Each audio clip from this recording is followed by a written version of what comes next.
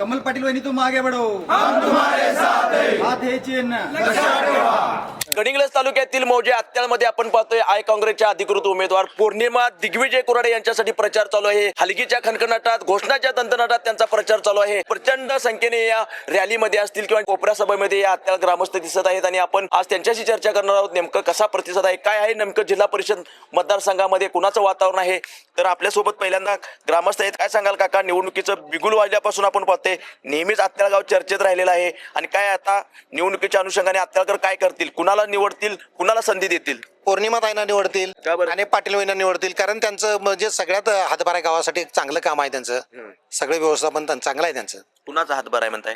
पौर्णिमा वहिनींचा, मोठे कुराडे सरांचा, सगळ्यांचा कुराडे सरांचा गावासाठी त्यांचं योगदान आहे। त्याच्यामुळे त्यांना आम्ही सहकार्य करतोय आणि त्यांना निवडून देतो। कुराडे कुटुंबाने शाळेसाठी मुलांना जे आपल्या लागणारं जे सगळं म्हणजे हे आहे, काय मदत लागणार आहे, शाळेचं बाबा फी लागणार आहे, कॉलेजचं हे लागणार, ह्याच्यासाठी बऱ्यापैकी मदत केली आहे। पाण्याची स्कीम मोठ्या 2 आणून गावासाठी पाणी पहिला सुरुवातीला गावासाठी आमच्या त्यांनी पोच केली तर, आणि त्याच्यामुळे गाव आमचं म्हणजे समृद्ध झालं आहे। कारण बऱ्यापैकी एक 100 लोकांना असं म्हणजे 100-200 लोकांना त्यांनी पाण्याची सोय करून, गावासाठी लक्ष्मीच्या यात्रेला पाणी नव्हतं त्यावेळी त्यांनी स्वतःची लाईन चालू करून गावासाठी पाण्याचा पुरवठा केला। असं म्हणजे त्यांचे बऱ्यापैकी मोठी सगळी कामं आहेत। 3 उमेदवार आहेत, होय। 1, 2, 3 मध्ये कोण राहील? पौर्णिमा ताई राहणार, 1 मध्ये राहणार। काय म्हणताय? 1 मध्ये पौर्णिमा ताई राहील म्हणतात?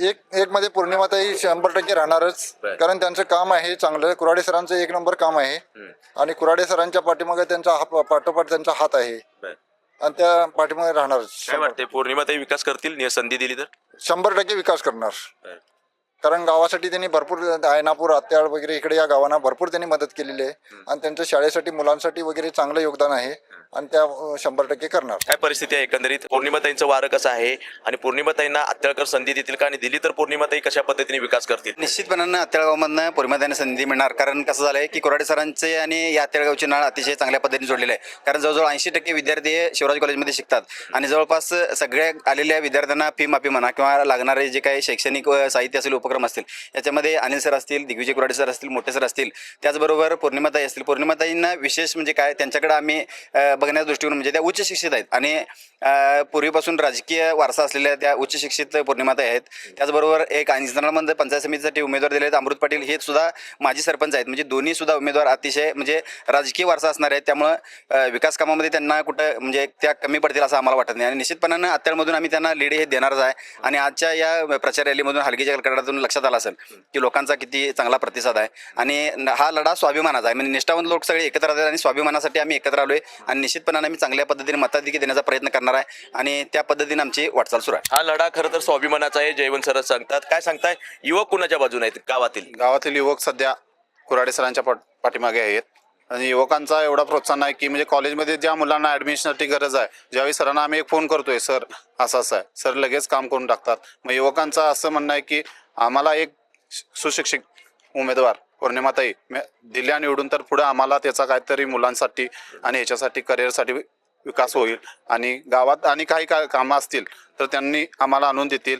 यामुळे युवकांचं असं म्हणणं आहे की आम्ही पौर्णिमाताई व अमृत पाटील यांच्या मिसेस पाटील वहिनी यांना निवडून देऊया असं याचं आहे आणि गावातले युवा वर्ग पूर्ण पाठीमागे आहेत। त्यामुळे आम्ही गावातून जास्तीत जास्त जेवढं लीड देईल तेवढं आम्ही लीड देऊ शकतो त्यांना। कुराडे सरांच्या कॉलेजमध्ये ह्या गावचा पहिला युवक जर GS कोण झाला सर, कैलासवासी अशोकराव मोहिते।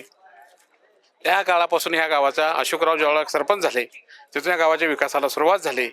या गावाला शाश्वत विकास सुरू जर झाला असेल कुठून तर कुराडे सरांच्या पासून झाला। कुराडे सरांची स्कीम ह्या गावाला पहिला पाणी देणारी स्कीम, कुराडे सरांची शाळा पहिला आमच्या गावाला कार्यकर्ता देणारी शाळा, कुराडे सरांचं काम अनेक गोरगरिबांच्या घरातल्या चुली पेटवायचं काम, ह्या गावातले अनेक लोक ह्या सूतगिरणीला संचालक झाले, कॉलेजवर अनेक ह्या कॉलेजवर आमच्या गावातले प्रसिद्ध अशी माणसं तयार झाली।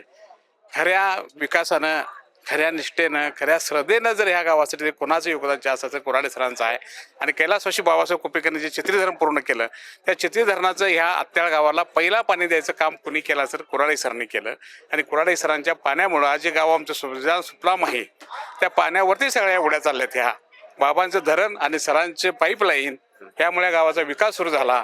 किंवा विकास जर बघायला गेलं सर, काही दुर्दैवानं सर मागं राहिले, बाकीची मंडळी पुढे गेली, पण ह्या पौर्णिमा वहिनींच्या रूपानं पुन्हा या गावातनं मत देण्याचा अधिकार या गावाला मिळाला आहे आणि गाव नक्की सरांना जाणून, सरांच्या कामाला जाणून, सरांच्या पाण्याला जाणून, ज्याने सरांचं पाणी वापरलंय, ज्याने सरांचा उपयोग झालाय, त्या सगळ्या कुटुंबातली माणसं सरांना कधीही विसरणार नाहीत. आणि गाव आज नावारूपाला येण्यासाठी सरांचा आशीर्वाद आमच्या अशोकरावांना भेटला आणि अशोकरावने या गावाचं नावरूप मोठं केलं, ह्या गावाला रूप दिलं आणि आज अनेक योजनेने गाव जे नामवंत आहे ते हेच कोराडे सरांच्या कॉलेजमुळे आहे. त्यामुळे इथल्या गावातले मतदान बऱ्यापैकी पडणार आणि चांगल्या प्रकारे पुन्हा निवडून येतील असा मला विश्वास आहे.